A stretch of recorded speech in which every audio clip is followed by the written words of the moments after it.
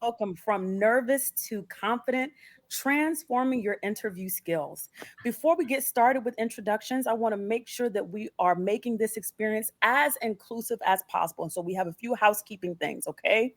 We are currently recording this webinar to ensure accessibility for all participants. You can enable closed captioning via your browser. We recommend using Google Chrome, where you can click on the three dots on the upper right-hand corner and click on settings and then accessibility. You may refer to the screenshot in the presentation and which references a breakdown of instructions on how to access closed captioning on different browsers in the content section to your right, or reach out to one of our CareerCircle employees in the tech support booth in the lobby in order to assist you. All right, with that being said, let's get right into introductions. Again, my name is Brittany Knowles, and I have the amazing and awesome privilege of being today's moderator. And you are in for a treat because we have before you some of the greatest minds that has ever walked when it comes down to recruitment and interviewing skills, none other than the amazing Michael and Ethan. Michael, would you mind introducing yourself to everyone?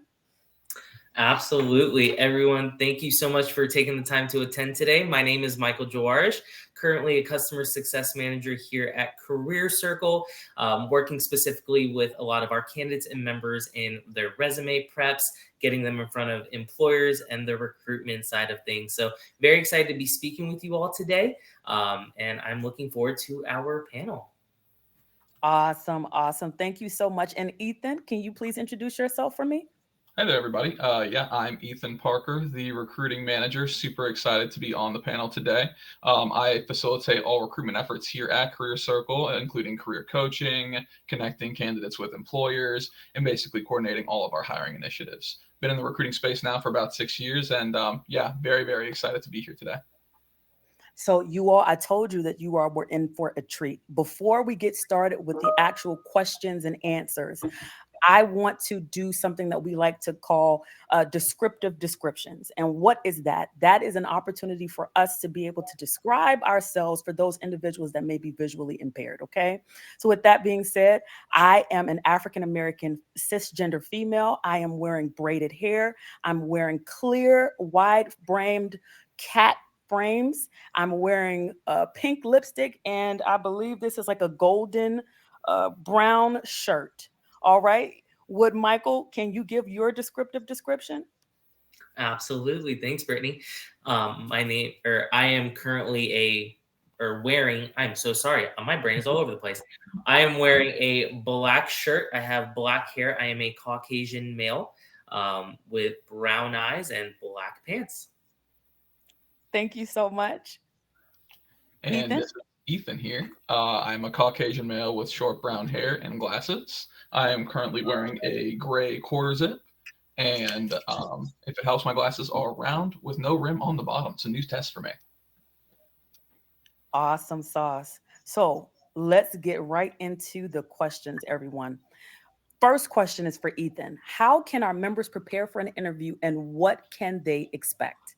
Yeah, it's a great question. We get this a lot as we're preparing members to go through the hiring process. So first and foremost, before you even start getting your interview preparations out of the way, you want to take the time to really review the job description in depth and think through how you're going to align your experience to the requirements of the position that are outlined in that job description. So really take the time. What I do and what I advise people to do is kind of vocalize how you align well with this position. So take time to speak through, I'm qualified for this position because I have XYZ experience.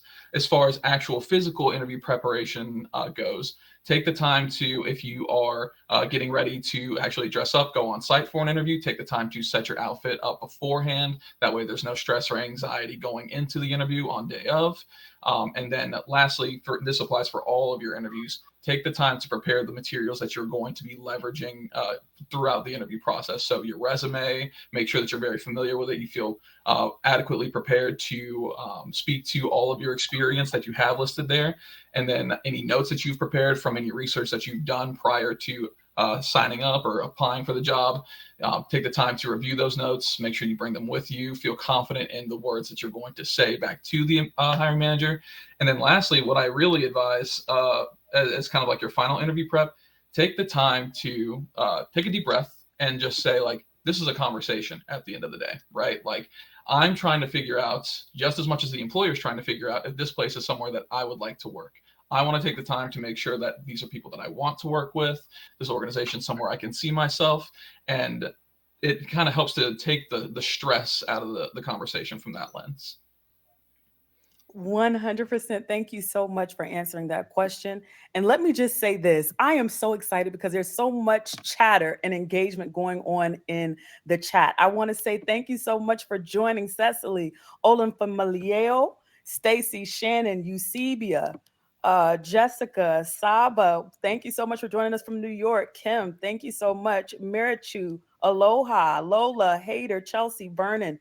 Thank you all so much for engaging in conversation with us over in the discussion section. I want to make sure that I'm drawing attention to the fact that we absolutely want to hear from you. So as we're going through these questions, if you have a question, please go ahead and put it in the chat, because we will attempt to get to you towards the end of the conversation today, okay?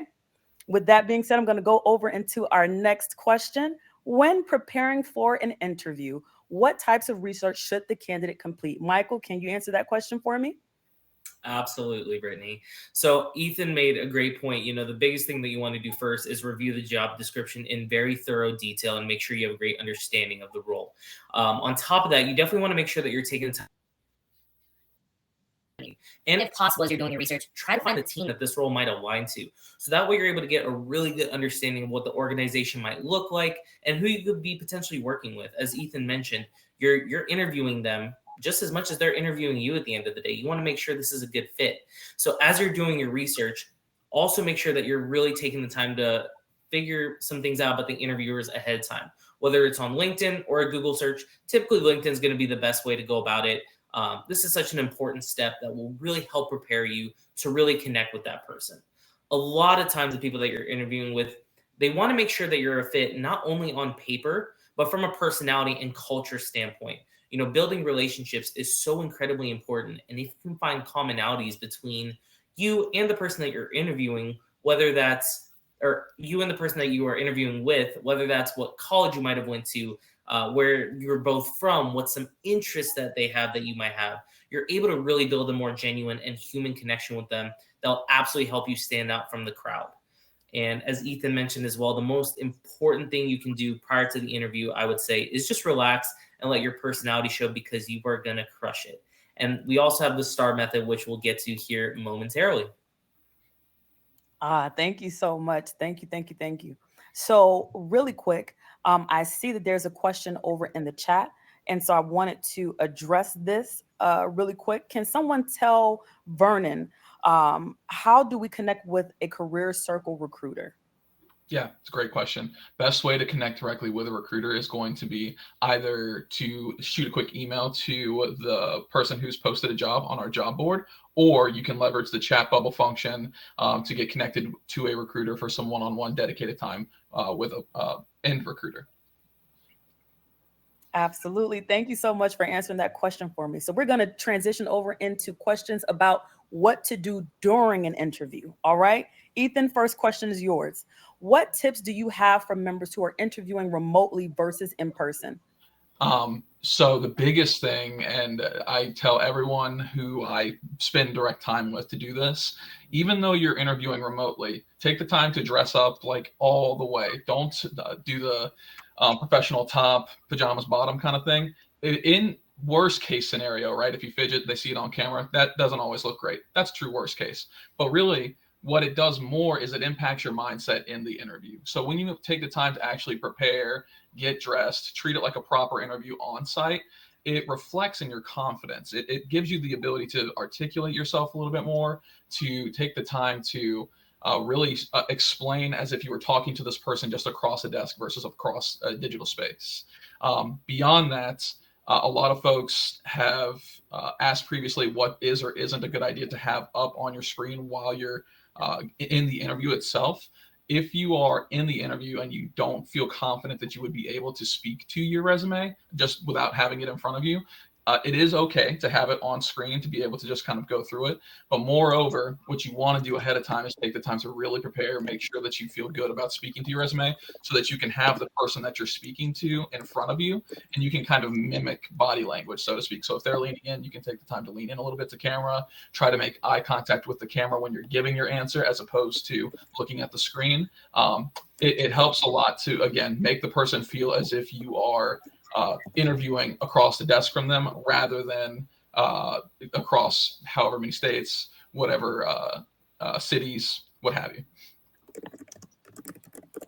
Thank you so much for that response. Next question. If a member has a career gap, how should they address it in an interview? Michael, that's your question. Absolutely. So this is definitely something that, especially in today's day and age, comes up quite a bit. You know, if anybody has a career gap on their resume, the best thing that you can do is absolutely embrace it and own it, especially with the economic headwinds that we've been facing in this current market. These types of gaps are not as common as they used to be. It's something, or not as uncommon as they used to be. So if you're asked about any gap in your resume, really take the time to explain to the interviewer the reason behind that career gap, whether it was a layoff, which we've seen a ton of in today's day and age, or for some of the parents here, maybe you took a break in your career to raise your family. Maybe you're looking to get into a new career field and you took the time to upskill yourself with new certificates or completing any degrees that you might be doing. Whatever the case is, as long as you're transparent about the gap and make sure that it's on your resume, you'll be able to move past this in the interview process, or at least get to a point where it's something where people are understanding the reasoning behind it. And I would also take the time to really explain it in your resume. So if you have a gap of a few years because you decided that you want to, raise your family, put that in your resume so that people understand what had happened. If it was a layoff, same sort of situation. It may not always work in your benefit truly, but with this being a very common occurrence in today's day and age, many hiring managers and recruiters are no longer as concerned about gaps as they used to be, just due to the market that we're in.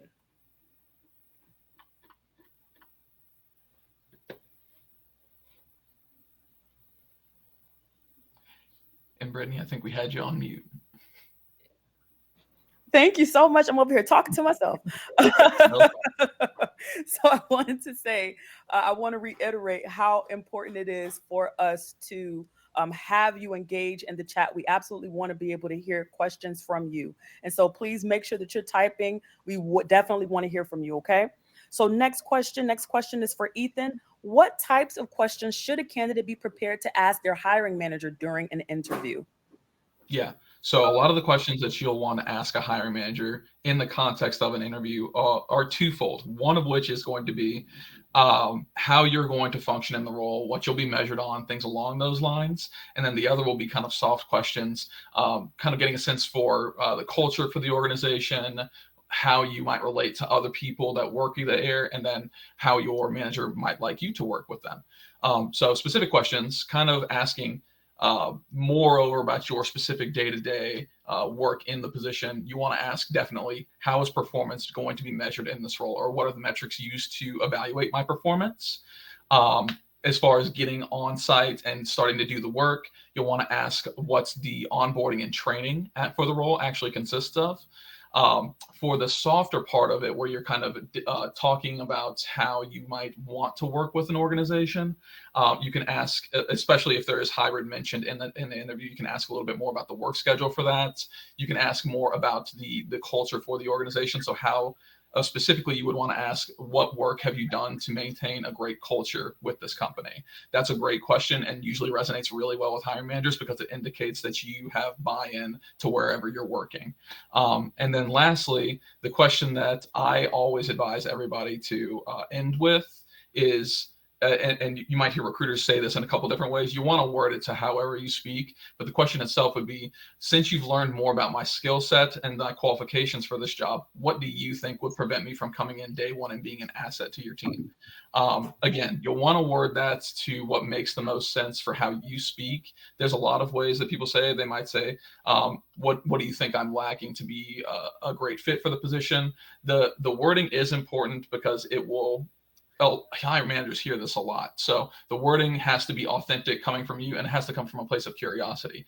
When you ask it, you want to ask it in a way that you're genuinely trying to get a sense for, what do you feel like I might be lacking for this position, and not just like telling the employer, look, I'm the great person for this. Excellent. I love how you gave those examples of the kinds of questions that you should. It's one thing to talk about, the types. It's another thing to give specific examples. So awesome. Just a little bit ago, you all were talking about the STAR method. And so I think that it would be awesome for us to really delve into that a little bit deeper. What is the STAR method and how can it be used to effectively answer interview questions? And I'd like to hear from both of you, Michael and Ethan. Yeah, so I can get us started here actually and just kind of highlight the STAR method at scope. So STAR is an acronym. It stands for situation, task, action, and result. So the situation part of it is essentially you'll want to take the time to give an example of a situation that you were involved in specifically. And this can be anything. It can be personal, professional. Really what they're trying to do is get a sense for some way that you've behaved previously that would be an indicator for how you would perform in this position. So again, feel free to leverage your personal history, professional history, whatever makes the most sense for the question that they are asking you at that time. The task portion of it is kind of describing what your responsibility is or the tasks that were involved in the situation itself. The action is talking about what you took the steps that you took to address it, or the actions that you took throughout the tasks, and then the results. So this is where you want to highlight quantifiably, preferably, what your bottom line impact to the organization was. So essentially, I did all of these steps, and as a result, the organization was able to hit XYZ deliverable. I was able to smooth the bridge over with my partners. I was able to make sure that we fast tracked a certain project and deliver it on time. Things like that. Michael, I'll hand it over to you, sir. Perfect. Thank you. So just to kind of continue on with the STAR method, it's definitely something you want to take the time that you're preparing yourself prior to even getting into an interview.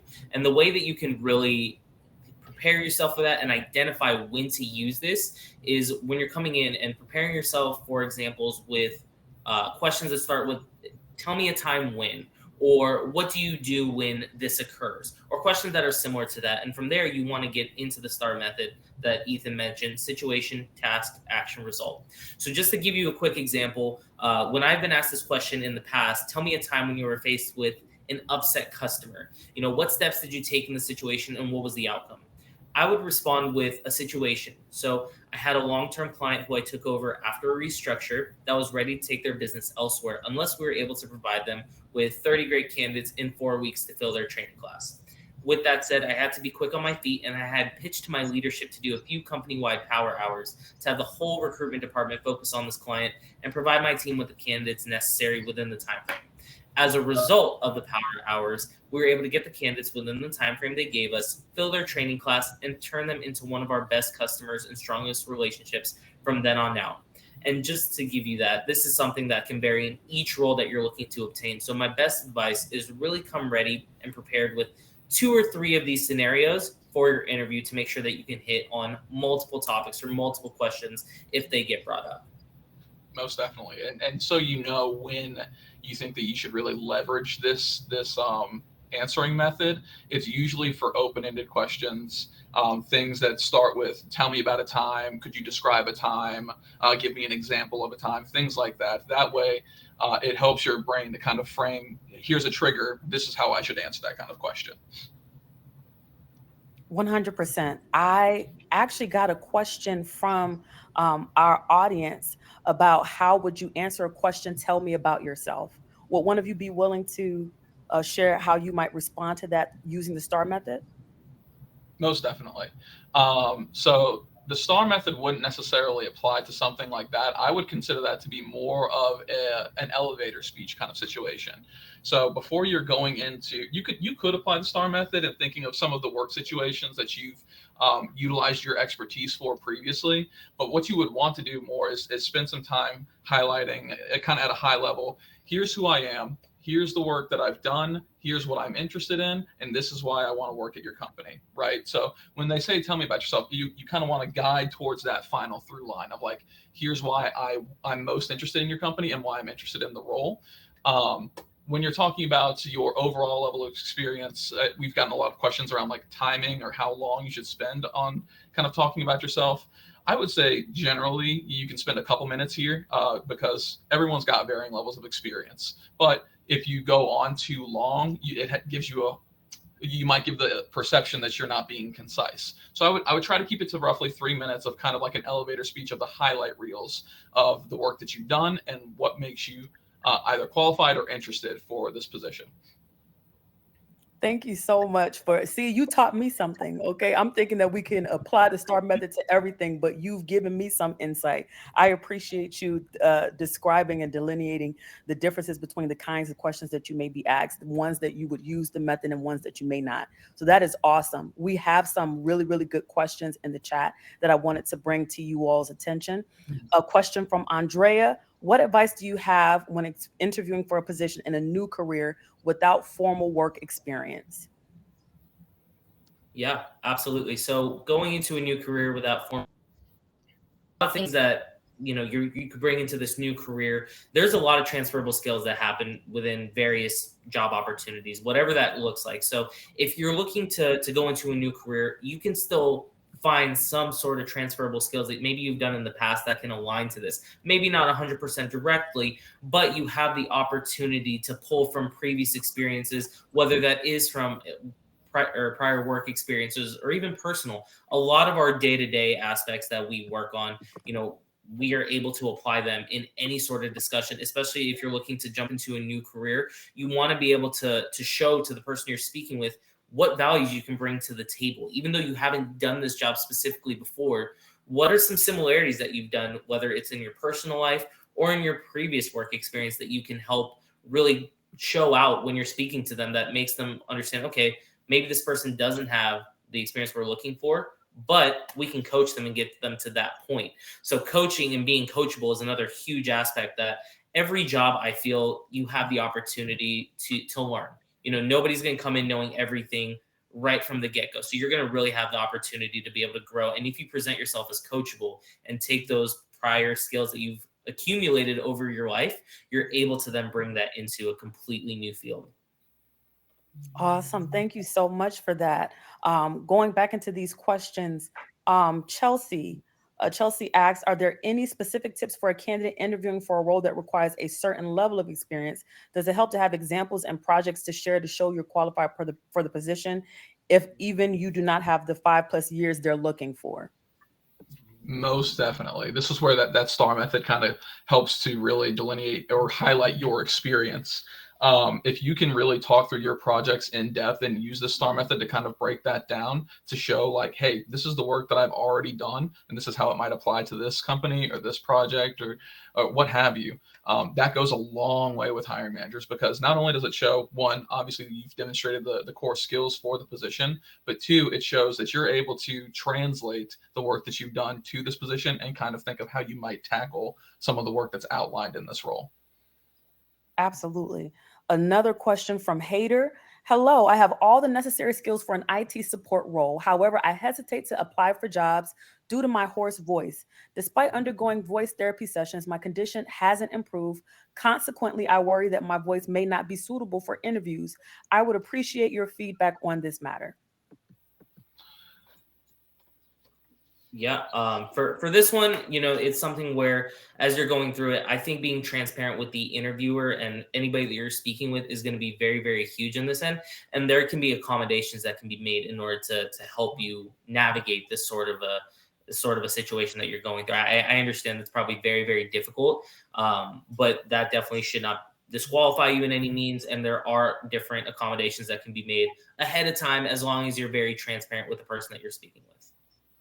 Absolutely. And just shameless plug, we are connected with an organization, Getting Hired and CareerCircle have come together. And so we specifically within Getting Hired was an organization that worked with companies that were wanting to support and hire individuals with disabilities, professionals with disabilities. And so with that being said, these companies have the desire to work with individuals such as yourself. So you having a hoarse voice, I I don't know if it is specifically for you something that you would identify with as having a disability, but understand it shouldn't be anything that's a barrier to you being able to be employed. And as what was being said as far as accommodations are concerned, you absolutely have the ability to ask and seek support for accommodations, whether or not you want to do an interview where your responses are relayed or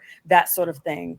And so you absolutely want to make sure that you are looking for the resources that are available to you. Make sure that you are coming to the CareerCircle website and looking up those companies that have that delineation and that support individuals with disabilities, professionals with disabilities.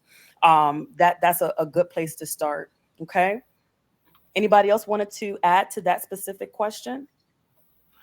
No, I think that Michael's answer was just about right. It's very much about transparency, especially if you're feeling anxious about it. It helps a lot when you're doing like email correspondence, because oftentimes that's where a lot of that lands before they schedule your interview.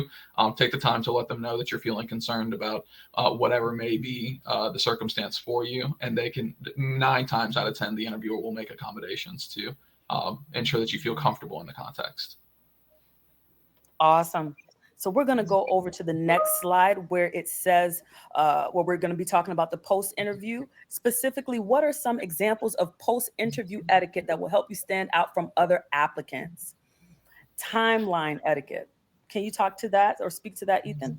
Yeah, absolutely. So as far as timeline goes, I'll start there and work backwards. I do always recommend sending a follow-up email by close of business on the day that you do interview, just to say, hey, thank you so much for your time. I really was grateful to learn more about your organization and the position's details. And then kind of if they didn't indicate where the next step for the position would be, either another interview or what have you, let them know that you are excited to move forward. And conversely, if they didn't highlight that, it's perfectly okay to say, as far as next steps or communication, what could I expect to hear, or when could I expect to hear additional feedback from you?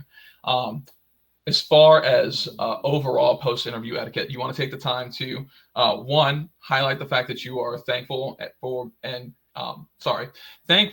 for their time, and that you are also thankful that they respected your time to give you the interview, and really highlight my dog is snoring in the background, so it's like throwing my train of thought all over the place. Nice. But essentially, yeah, it's a good touch. But essentially, for etiquette itself, you want to make sure that you are coming across as professional. So don't ask things that are overly personal that you might not have asked in the interview. That's a bit of a weird example, but we've had that happen a couple times. Make sure that you are asking questions specifically about either the interview process or about the timeline when you could expect to hear about an offer, things along those lines. For other aspects of interview etiquette, it goes a long way a lot of the time to network with the person that you interviewed with on LinkedIn. A lot of folks are more than happy to expand their network, especially if you made a great impression in the interview, and it gives you another avenue to be able to possibly not ask a ton of additional questions, but kind of pick the person's brain on additional questions that you might not have had to ask the time to ask in the interview itself. So let's say you are in the interview, you kind of forgot to ask XYZ thing. That's a great way to follow back up with somebody and actually ask it of them if they didn't give you their email address in the interview as well. Awesome. So I just got some additional questions, and there is one that I am chomping at the bit for you all to answer for me, okay? And I feel like I have some response that I want to provide, but I want to hear from you on this. How can you overcome the age issue in an interview? Recruiters expect young people when dealing with technology, when experienced people are capable of learning and applying new trends. So what are your thoughts on this question?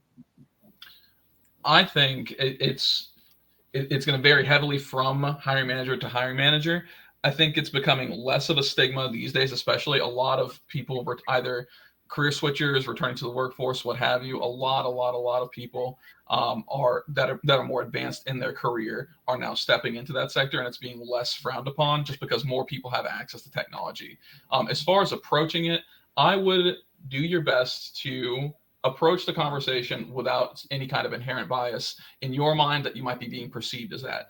A lot of the time, what matters more to an interviewer, hiring manager, or recruiter is competency. So if you have the ability to outline what makes you a great fit for this position, whether it be via projects or any translatable work that you've done, I would definitely take the time to really hone in on that in your interview and showcase some of the experience that you've gained by virtue of just being in the workforce for longer. You've probably had exposure to a lot of circumstances that a younger member of the workforce wouldn't have. So if you've had a lot more experience with conflict in the workforce, things like that, great opportunity to be able to share some of that. The biggest thing is making sure that you're being concise and making sure that your examples are pointed.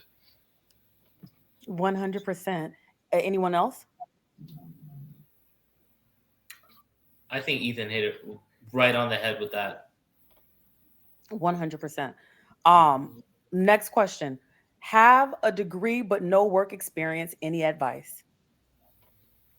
Yeah, I think if you have a degree, no work experience, that's completely okay. It's something where, you can take what you've learned, right? Take what you've learned in your education and getting your degree and find ways to apply it. And obviously, as you're coming in, most likely you're going to be looking for an entry-level job. And I know there's that stigma there that they can vary in terms of your years of experience wanted.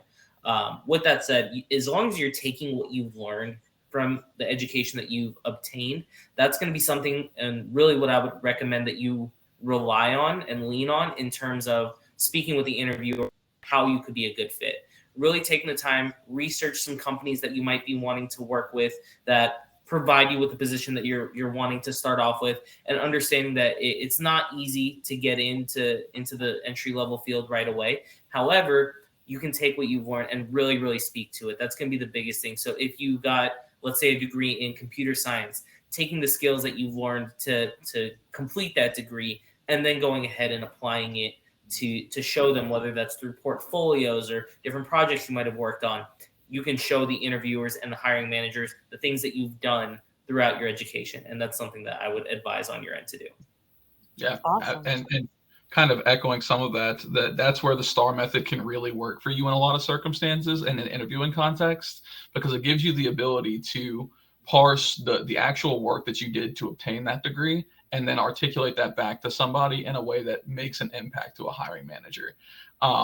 It's very, very helpful in a lot of ways to make sure that you are taking the time to highlight the work that goes into getting the degree, because at the end of the day, right, when an employer sees it on your resume, it's a line of text. Everybody knows it's 4 years of work to actually gain any kind of higher education with that like actual degree standard. So take the time to really flesh that out, talk about what went into that degree, and talk through some of those pain points that you might have experienced while you were in pursuit of that.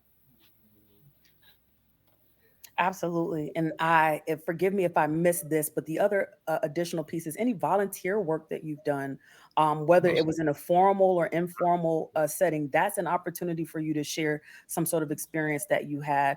One of the things that CareerCircle does is we go beyond the resume. And so specifically, if you don't have experience in tech, but you created your own app or you created your own web page or that sort of thing, that's something that you can share with an employer as some experience that you have. It may not necessarily be as part of a job, but it's some experience that you have that aligns with the role that you're looking for as well.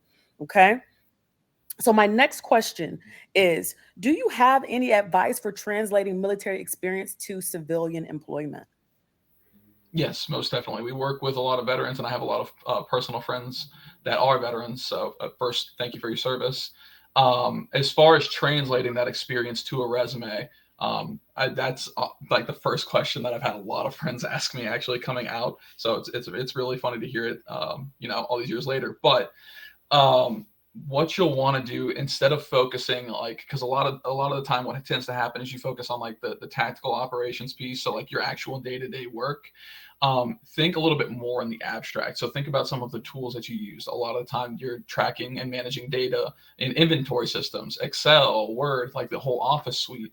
You want to make sure that you are cataloging some of those key systems that you leveraged while you were active duty. And then take the time to think about some of the conflict resolutions, the soft skills, the ability to work with others that kind of gets, forged into you in your time of service. So those are the things I would highly encourage you to translate into real world work experience. And when you're thinking about typing out the bullets or like the responsibilities of your role when you were serving, think through your actual, not necessarily like what you were responsible for, but what you were doing when you were actually going through the motions of your day-to-day work.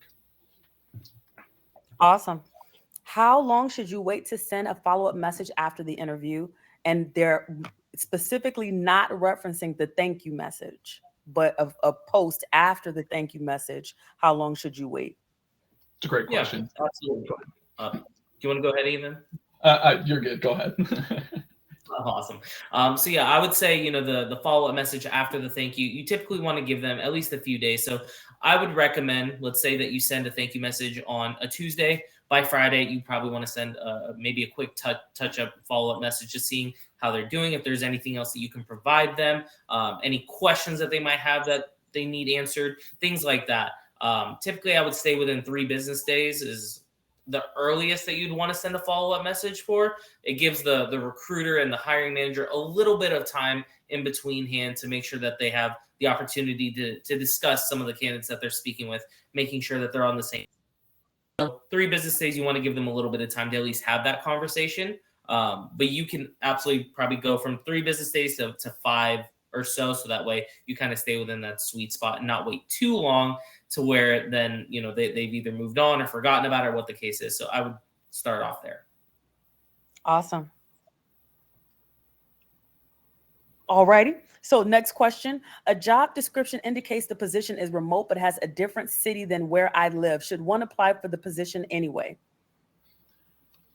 That's a great question. Generally, I would say if you're just applying for the job, I would say if it specifies that the role is remote within the context of the job description and then just has a location listed at the top, I would recommend applying. And then the worst case scenario, it ends up being that the role requires a local on-site presence, but is fully remote. That's your worst case. In the event that it's a role that you would still be interested in pursuing, I would still apply. Awesome. All right. Next question. For invisible disabilities such as chronic pain or migraines, should you bring that up in an interview process or bring it up at all? I'm always very hesitant about bringing things like this up, especially since it often doesn't affect my overall work as a person in the tech field. And we actually had some responses going on this. So this was one that was highly engageable. So I'd love to hear from you. Yeah, absolutely. I would always be very transparent about things like that. You want to make sure that you are being very honest with whoever you're speaking with, especially if this is a potential future employer. They want to have good knowledge as to understand, like, okay, if this is something you deal with, they want to be able to make accommodations for you. And I'll also go ahead and address the fact if you're hesitant out of fear that maybe they wouldn't want to move forward, well, truthfully and very transparently speaking, that's probably not a company that you'd want to work for in the first place if they're not willing to accommodate something like that. Especially speaking as someone who deals with those migraines from injuries in the past, I completely understand how difficult it is to operate under such duress, especially when they do occur. It's something where you want to be very, very transparent with your employer so that way when they do happen, they're not caught off guard, they're aware of it, and they can provide the accommodations for you to where you're not worried of any potential issues that could come up from there. So they always be very upfront about that and don't worry about the consequences, because like I said, if they don't want to move forward due to that, it's probably not a company you wanted to work for. So if I can add to that, if a company does not want to move forward with you because you have disclosed having a disability, that is against the law. It is against the law to discriminate based on having a disability. And so right up front, that should not be a reason that is provided that you were not hired. The other piece is we also want to recognize that disclosing is a personal choice. And so you have the ability, if you feel comfortable with disclosing, we always want to support and encourage individuals to disclose. But we recognize that unfortunately there are companies that may covertly discriminate against you, or I'm sorry, overtly discriminate against you based on that. There's this preconceived notion that you may end up having more absenteeism or that sort of thing, and it may affect your productivity. And so there is still that stigma around that. And so with that being said, a combination of what was said, if this is an organization that you want to work for, you want to be able to bring your authentic self to work and for it to be accepted and appreciated, you want to go where you're celebrated, not where you're tolerated. So with that being said, you want to connect with organizations that have shown a commitment to hiring individuals with disabilities. But you also don't want to put yourself in a position where you feel like a company is you're uncomfortable about what may the outcome may be. So it really depends on your level of comfortability. I would say, as was already previously stated, I would disclose because I would want to know that wherever I am, they are going to support me and give me the tools that I need in order to be successful within that organization. That is my preference, and it's a personal choice of mine. Everyone has the ability to choose how they want to navigate that. Okay. So next question. Oh, it sounds like someone had something to say. Oh, I was just going to agree with you, Brittany. Could not agree more with that. Absolutely. We still have more questions that are coming in. If it is a remote interview, should you log in early, like 10 minutes before, or is that too early?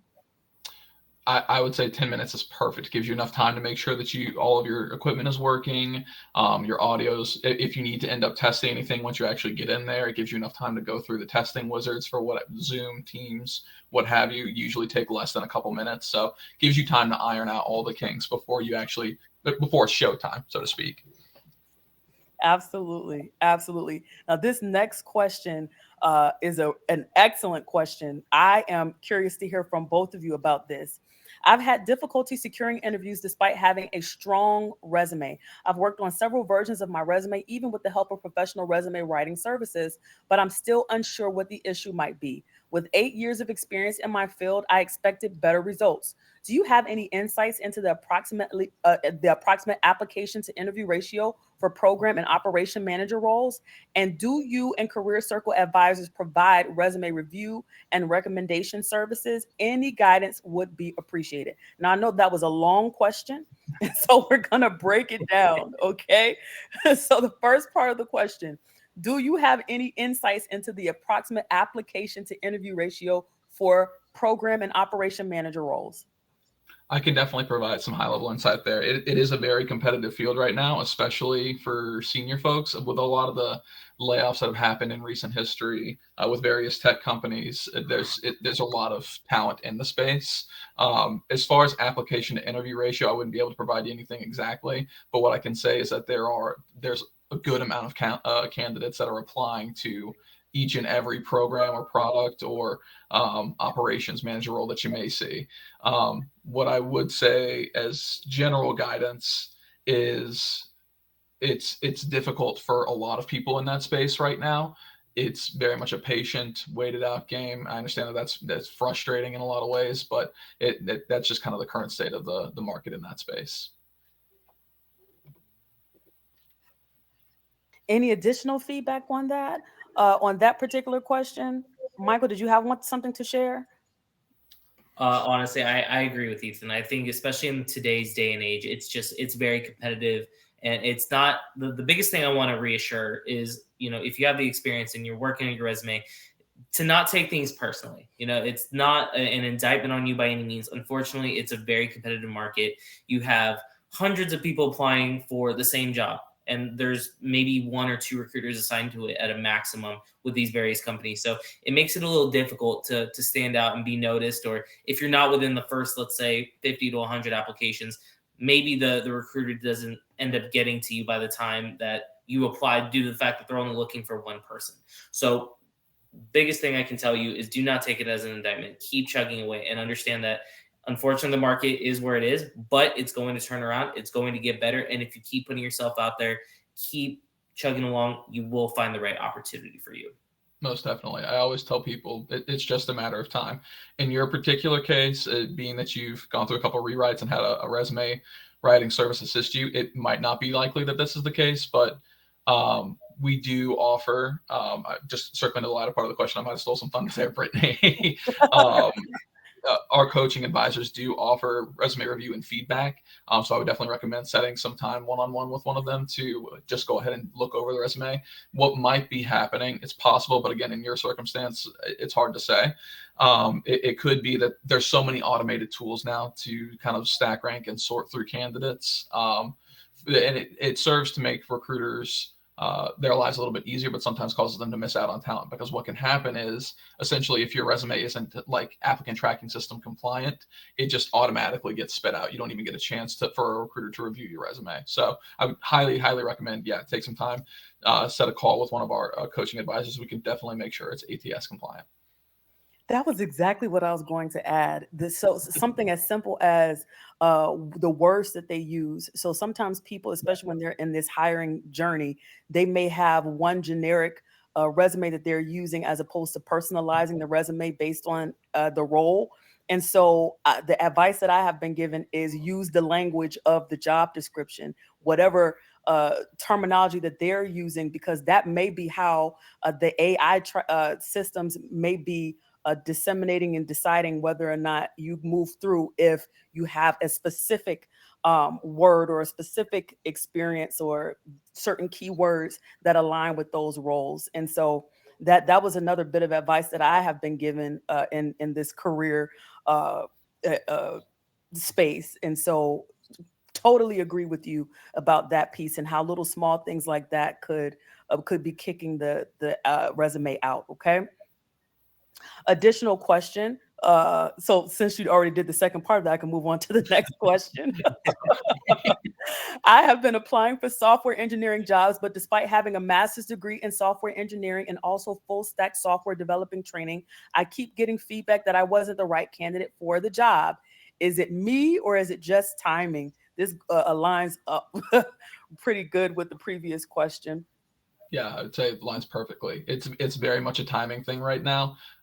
With all the layoffs, there's a surplus of talent in the dev space. Now, what I will say is we're starting to see that trend upwards in the opposite direction. So giving some great news there.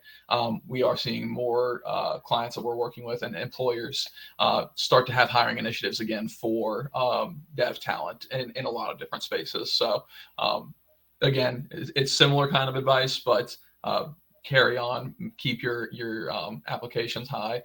It will turn around eventually. It's just a matter of time. It's not like a matter of if, it's a matter of when. So the next question is, how soon is it appropriate to talk about salary? Yeah. So when it comes to the salary aspect, I'm always very big on the fact that, we don't work for free, right? So at the same time, you want to make sure that you're finding the right fit for you, not just from, coming into the career and the culture, but you want to make sure that it's a good fit for you, your situation from a financial standpoint.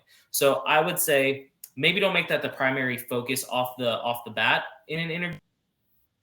But I would say maybe towards the end of the conversation, if it hasn't been disclosed, when they ask if you might have any questions for them, just to try to get a gauge and, what salary range is this position targeting? What is your company able to offer? Just so that you're aware of, is this a good fit for you? So like we kind of talked earlier in this webinar is, you're interviewing them just as much as they're interviewing you to make sure that this is the best fit for yourself. So I would say not at the very, very start of the conversation, but as you're kind of talking through and you're talking about your skill set, once that part has passed, and as you're starting to get into the specifics of the role and what's expected of you, that's a good time to then bring it up they're offering. That's awesome advice. Awesome advice. Next question. I find that I can sometimes be thrown off by the vibe of the interview. Do you suggest matching the energy of your interviewer, even if they are low energy, or should one maintain their natural energy? It's a great question. I think that you should stay true to your authentic self in an interviewing context. Not only is it going to serve you better from a framing of confidence and actually being able to deliver your answers in the way that you might have rehearsed or practiced, but it's going to oftentimes resonate better with employers regardless of their individual energy level. You might have caught them on a bad day. It could just be like that. That's just how they are as a person. They might just be kind of low energy in general. It's definitely a thing where you get shaken a little bit if the vibe of the interview isn't exactly what you were expecting going in. My advice is always stick to the game plan. Make sure that you are portraying yourself as authentically as you can, your experience as authentically as you can, and ensure, again, it's about your place of work at the end of the day, right? So we've said it a few times here, but you're still ascertaining whether it's a fit. It could be, vibes are off in the interview. They're asking you questions that are kind of putting you off a little bit. You might ascertain in the interview that it's not a place that you really want to work as a result of that. So be conscious of it, but don't let it influence the way that you're portraying yourself. Thank you so much. So I am looking at the time. We have 10 minutes left. We are going to do the rapid fire round at this point. I know this wasn't a game show, but we have 4 questions that I want us to be able to get to. So if we could do 1 minute for each, that would be awesome. Have you seen if taking a remote role hinders vertical growth within a company? No, from my experience, it doesn't hinder any type of vertical growth. It's something where, as long as you're coming in, doing what's expected of you, and even excelling on top of that, there should be no issue, whether it's remote, in person.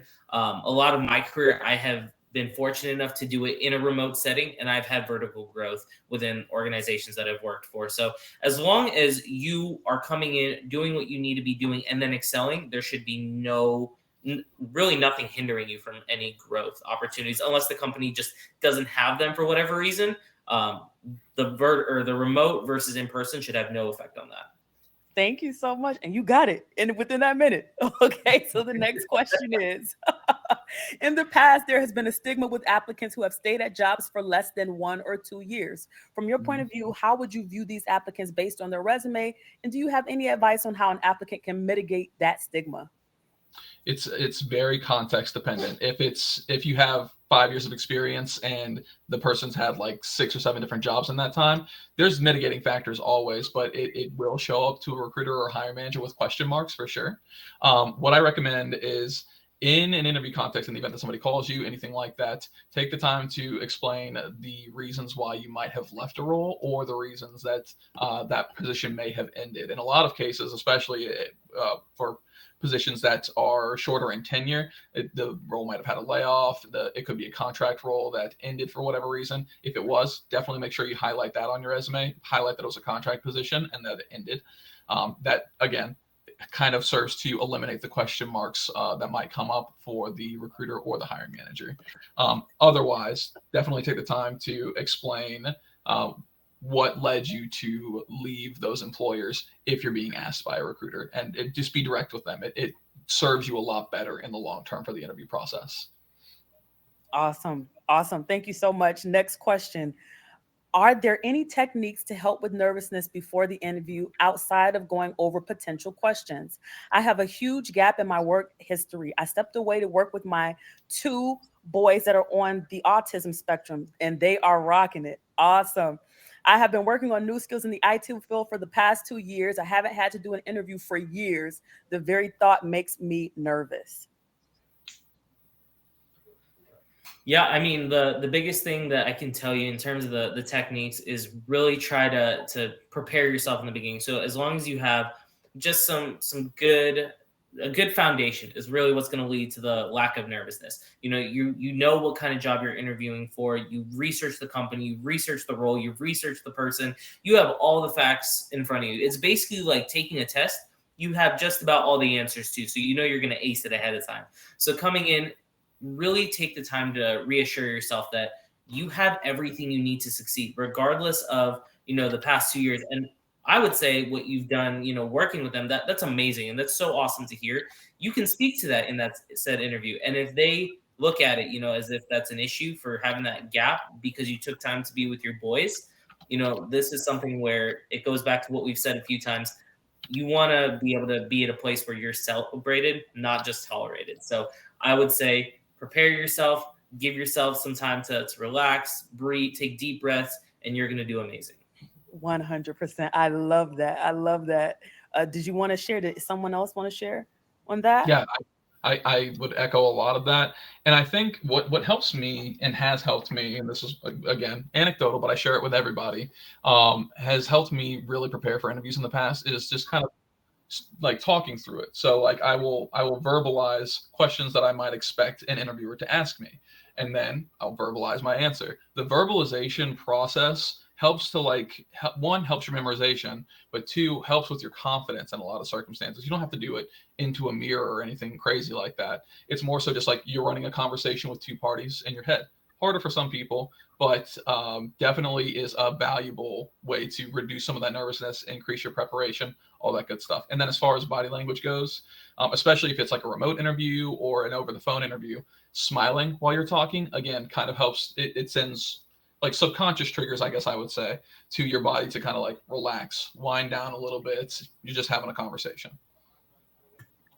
100%. And just from a mental health space, being in a room where you're surrounded by things that bring you positivity is also a way to help reduce nervousness. So having a picture of your boys that you're able to kind of see out of the corner of your eye could be something beneficial. Having a fidget, something that you hold in your hand that takes away some of that anxiety, that peace, making sure that the room that you're in is comfortable. All of those things could contribute to decreasing that nervousness. So good luck. I am a bonus mom of a 7-year-old on the spectrum. And I tell you what, it's so awesome to meet or hear from someone who's along that journey as well with me. So kudos to you for being awesome and being great and putting yourself out there and putting your story out there. We're so happy that you joined us. Okay. So we have time for maybe one more question, two, if we can squeeze it in. How should I answer the location related question when recruiters reach out to me? I have lost out on multiple interviews because of the fact that the recruiting agency or the company wants local candidates. I am comfortable relocating from day one to any location.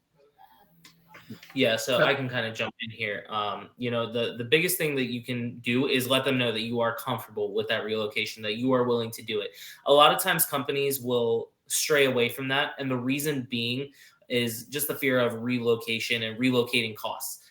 For them, if they're wanting to put the time in to find the right candidate, they're looking for somebody that can come in and really make an impact a little bit sooner than later. And obviously packing up and moving, it's not the easiest thing to do. So for them, they are worried about a cost. Some companies might not even offer a relocation package.